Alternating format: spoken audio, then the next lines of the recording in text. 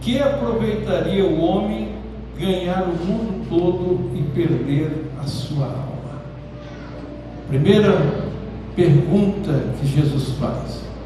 Segunda pergunta, ele disse: o que daria o homem pelo resgate da sua alma? Então, vocês ligaram, né?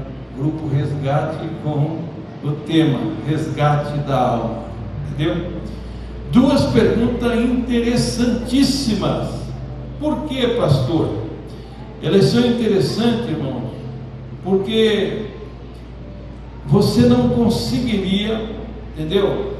No primeiro versículo, que é o 36, você não conseguiria ganhar o mundo inteiro. Eu acho que para alguém ganhar o mundo inteiro é meio complicado. Recentemente, um foguete aí da NASA, né, subiu e deu uma volta ao redor da Lua, vocês devem saber muito bem, né?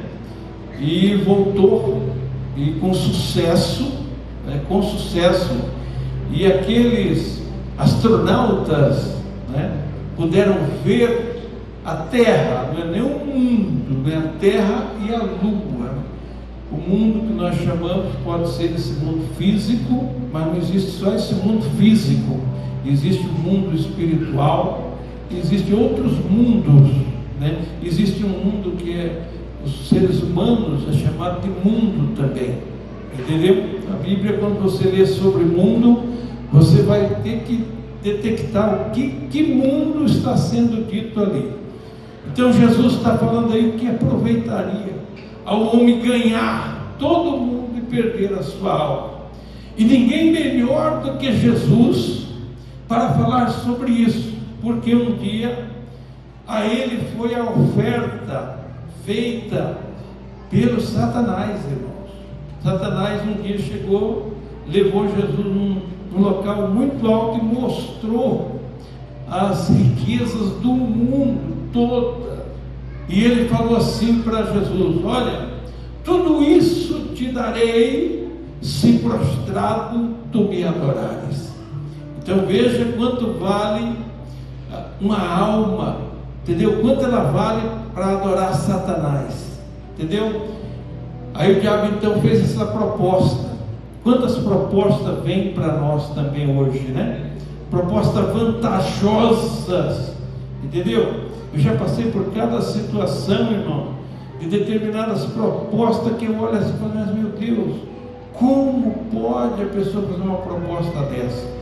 E aí Jesus então falou, e falou com conhecimento, porque a ele foi feita a proposta. O diabo falou: tudo te darei, tudo te darei se tu só fizer uma coisinha: o preço da adoração. Entendeu, meu irmão? É só tu inclinares diante de mim e adorar. Eu dou tudo. E ele ainda falou assim: porque a mim foi entregue e eu posso dar para quem eu quiser. Entendeu? Então, Satanás, ele tem poder de dar riqueza, dar coisa, mas o preço dele é muito alto. O preço dele é adoração. A pessoa vai se inclinar diante dele. E aí outra coisa, ele é um enganador. Se você estará caindo numa enganação, entendeu? Ele vai te dar uma mão e vai te tomar pela outra, de uma forma que você vai se arrepender pelo resto da sua vida.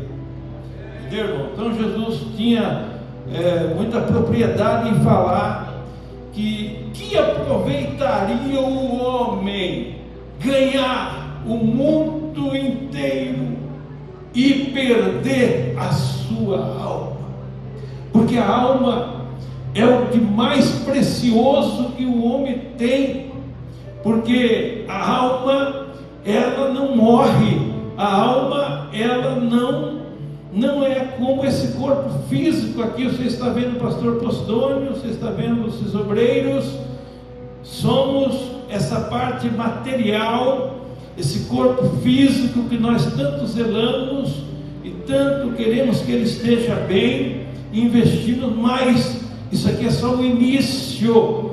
só o início, quando é só a ponta da corda, entendeu, meu irmão? Quando esse corpo desfalecer, quando você morrer, esse corpo, a alma vai continuar viva, porque ela é algo eterno. E alguém me perguntou assim: como explica-se a eternidade, pastor? Eu falei: simples, muito simples.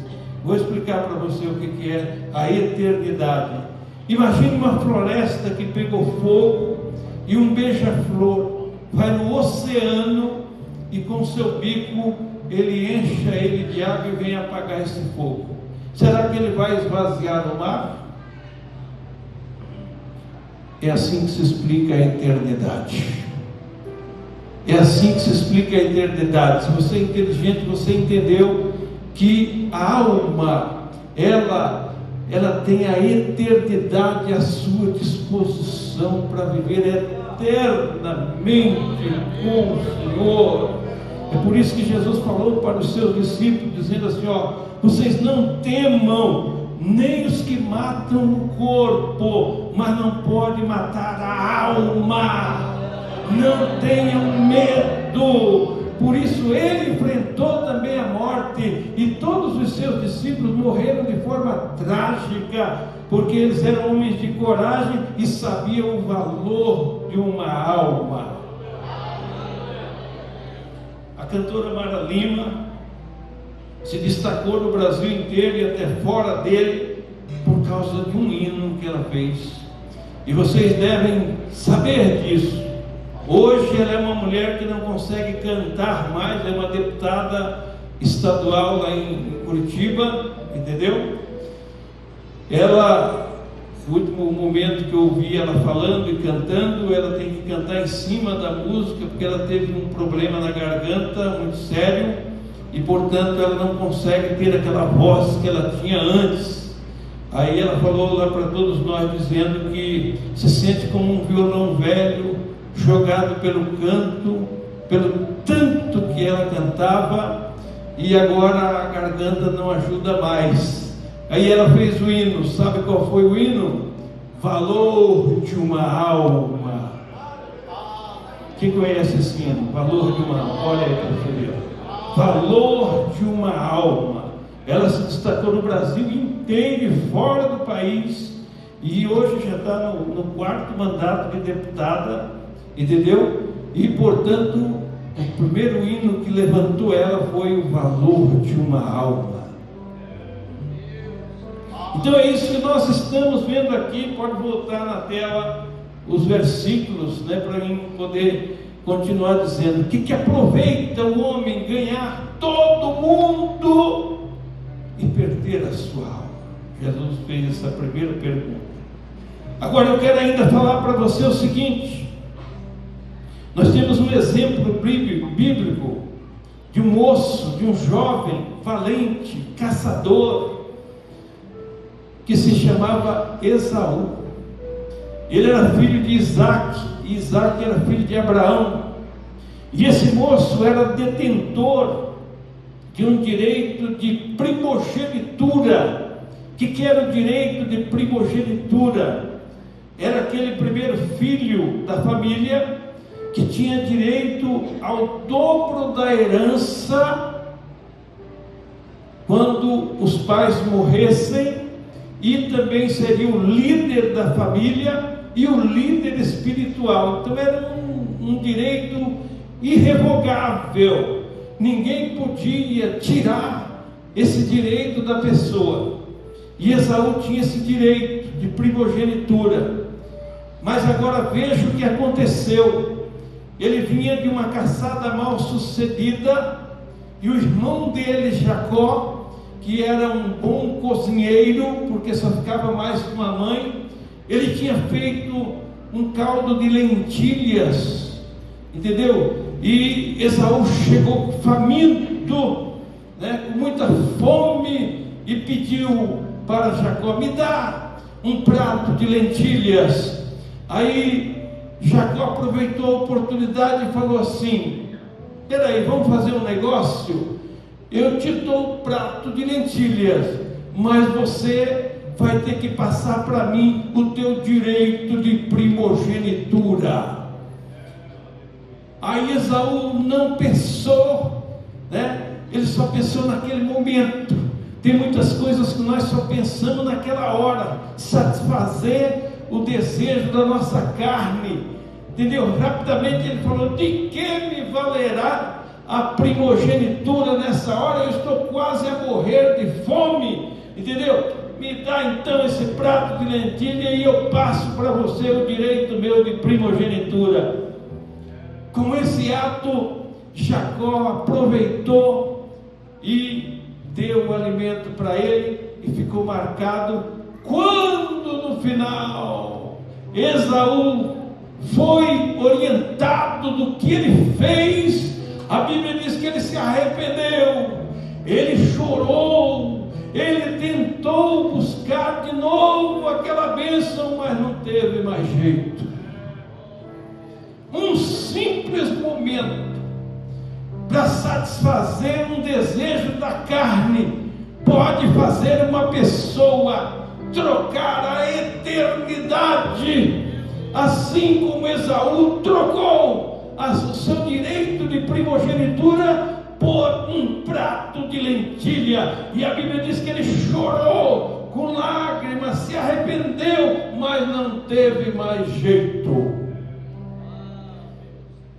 Olhe para mim, quantos hoje estão trocando o seu direito que a sua alma tem de estar lá com Jesus no dia que Ele vier? Quantos estão trocando por uma coisinha tão pequena, entendeu? Por uma mulherzinha cheia de pecado, por uma garrafa de bebida alcoólica que vai estragar a sua saúde e mais, por riquezas, olha, é uma infinidade de coisa.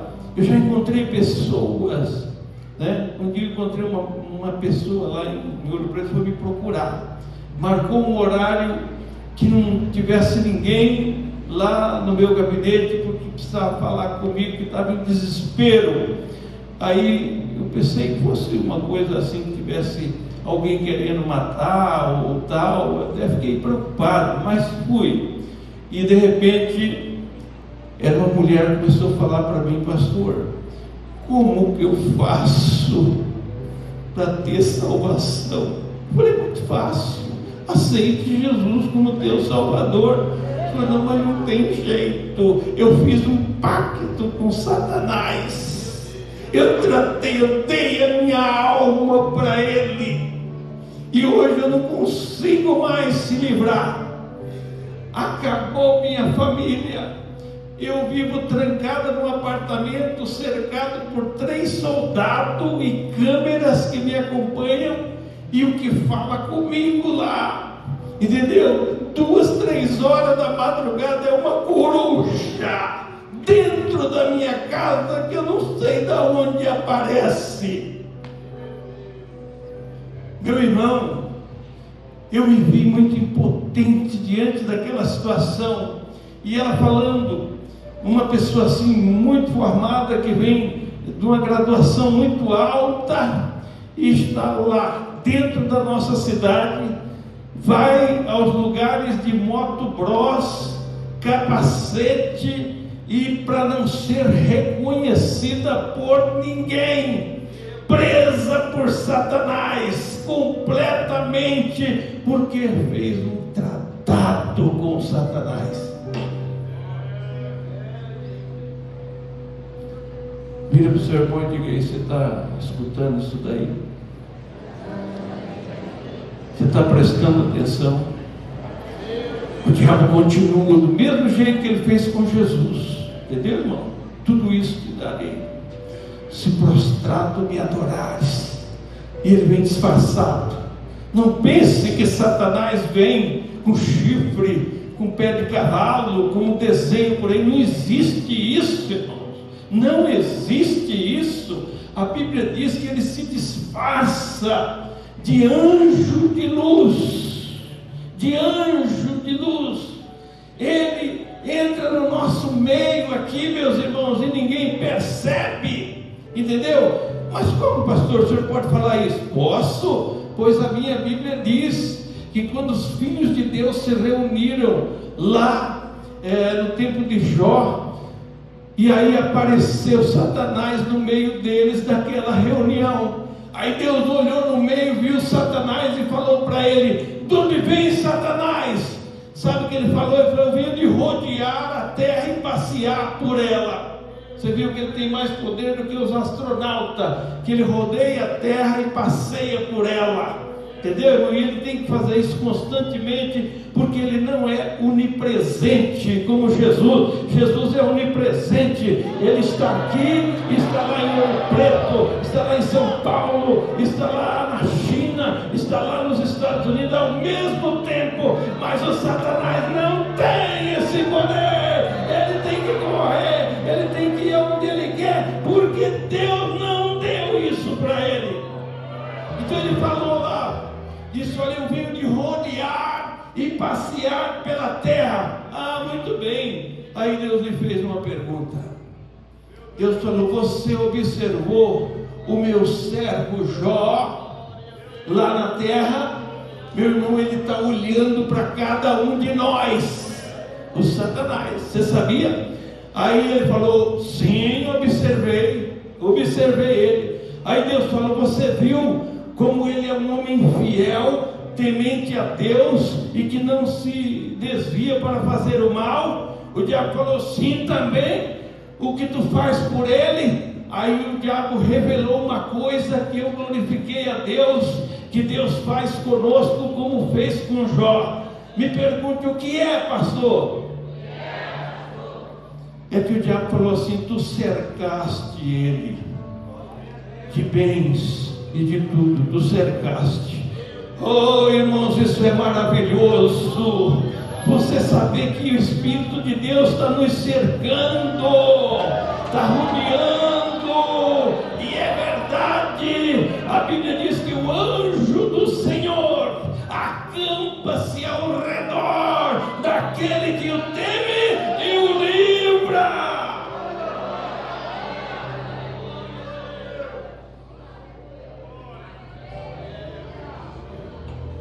Então tem uma cerca ao redor de mim, viu, doutora Thaís?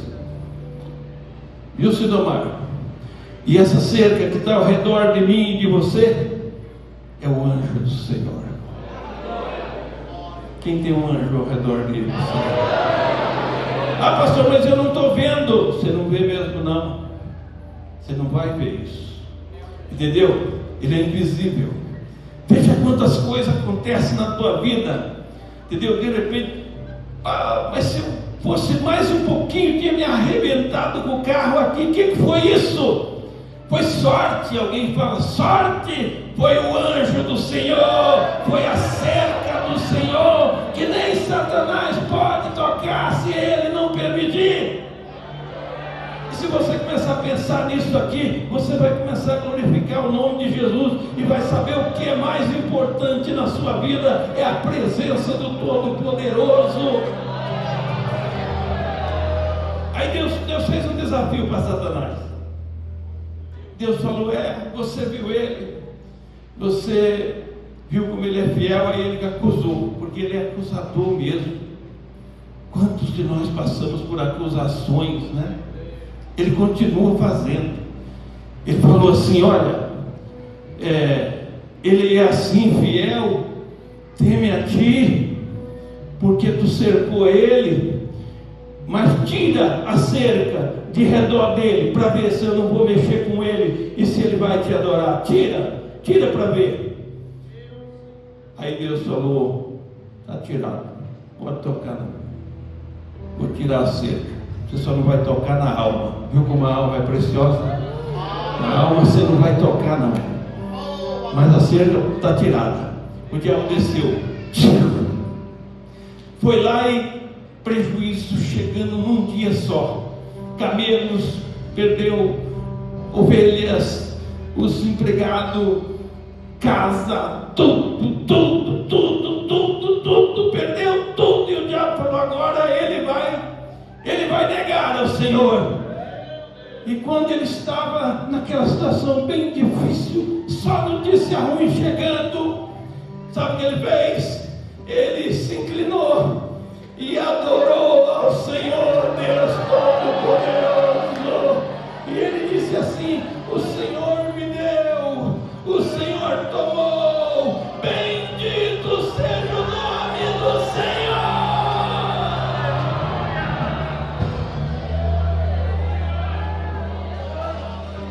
O diabo ficou envergonhado e teve outra reunião, e lá vai ele na reunião dos anjos, lá na presença de Deus.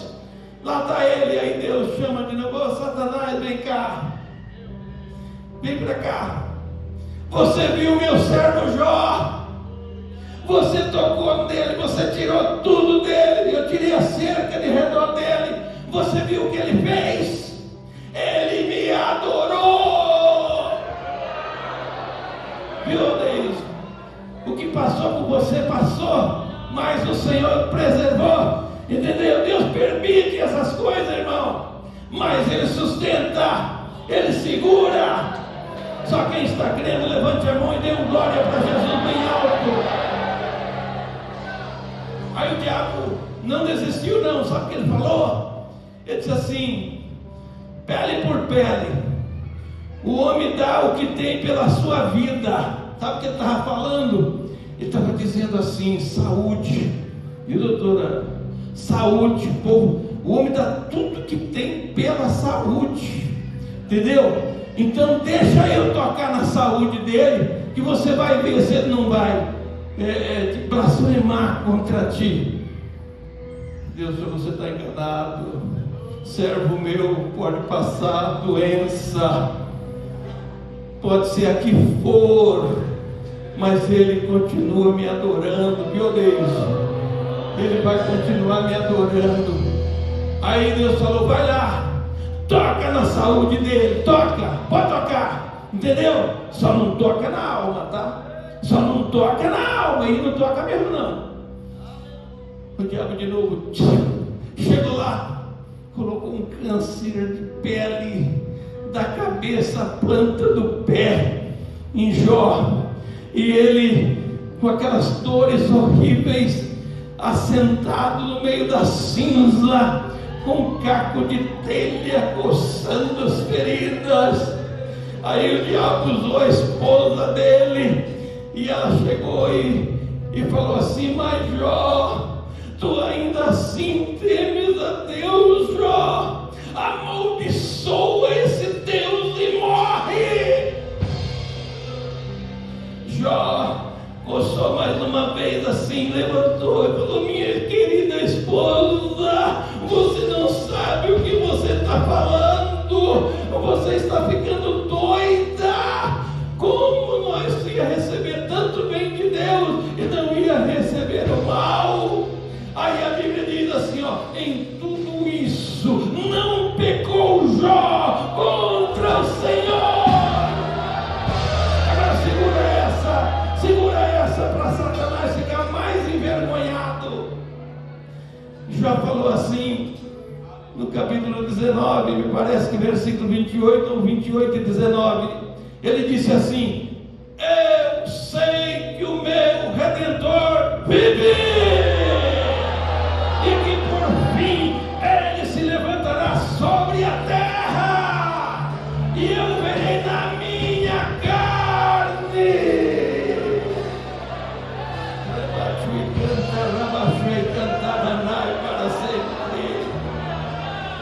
Eu sei que o meu Redentor vive. Tem hora que os amigos abandonam, tem hora que os amigos viram as costas. Enquanto você tem o que oferecer, você é rodeado de amigos. Você lembra do filho pródigo? Ele exigiu sua herança, ele alcançou muitos amigos e amigas, mas só enquanto ele tinha dinheiro. Quando acabou o dinheiro, sumiram os amigos, entendeu? Sumiu tudo. Os amigos de Jó vieram com a história de que viriam consolar ele. Chegaram lá, ficaram acusando ele: Jó, você está passando por isso? isso? Por que você negou de fazer isso para as viúvas ou para os órfãos? Oh, meus irmãos, é triste você estar passando por uma situação, viu, Odeilson? E de repente alguém chegar e falar, ele está pagando, é o que ele deve, é por causa disso. Quando o diabo foi com essa história para Jó, entendeu? Jó então se levanta, e aí ele diz para os seus amigos: pesem-me em balanças fiéis e verdadeiras, porque tem balanças falsas, e saberá Deus a minha sinceridade.